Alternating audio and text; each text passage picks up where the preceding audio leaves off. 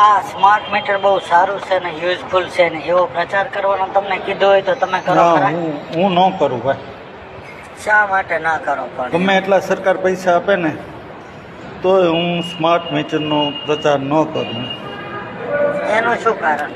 કારણ કે આપણે એના વિશે કાંઈ જાણતા નથી.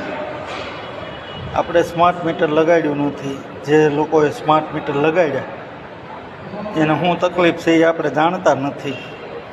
ડાયરેક્ટ કેમ આપણે કહી દેવું કે આ સારી વસ્તુ છે? તો આ અમુક કલાકારો એનો પ્રચાર કરે. એ તો એનો પ્રશ્ન છે ભાઈ.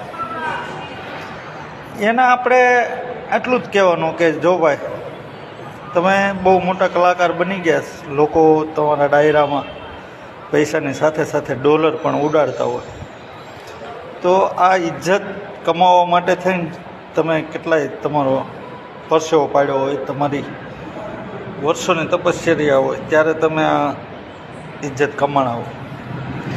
હવે બે પૈસા હાટું આવી 3 કોડીની વાત કરી નાખો તમે, તો આ બધું ધૂળમાં ભળી જતા વાર ન લાગે મિત્ર. પહેલાં તમે તમારા ઘરે સ્માર્ટ મીટર લગાડો, 2 મહિના વાપરો, અથવા તો જે લોકો લગાડ્યા છે એની આગળ જાઓ અને શું પ્રશ્ન છે એ જાણો, અને પછી તમે એ વાત કરો તો વ્યાજબી છે. બાકી ગરીબ માણસોને નુકસાન થાય એવો કોઈ પ્રચાર આપણે કરવાનો થતો નથી. જે લોકો કરે છે એને કરવા દો, એને ટૂંક સમયમાં સમજાઈ જશે. લોકો ટ્રોલ તો કરે જ છે, તો એને ભાન નથી કે જે લોકો આપણી ઉપર ડોલર ઉડાડતા, આપણને એટલું બધું માન આપતા, એ આપણને ટ્રોલ કરે. તો આ અટકી જવું જોઈએ. એ તમારી વાત સાચી છે, પણ ઠીક કોણ છે. સરકારને શું કહેવું? સરકારને આપણે એટલું જ કહેવાનું કે ગુજરાતની અંદર સ્માર્ટ બનાવવા માટે થઈ ઘણી વસ્તુ છે બાકી. સ્માર્ટ સ્કૂલ બનાવો, નથી બાળકો ઝાડવા નીચે બેસીને ભણે, ઠામુકી સ્કૂલ જ નથી, તો એ સ્માર્ટ કરો.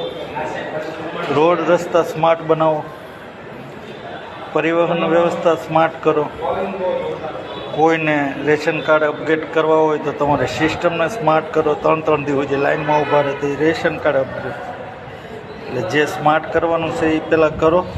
ગરીબ માણસો મરે એવું વસ્તુ સ્માર્ટ કરવામાં તમને આટલી બધી ઉતાવળ શું છે? જે સ્માર્ટ કરવાનું બાકી છે એ કરો ને, એમ વાત છે.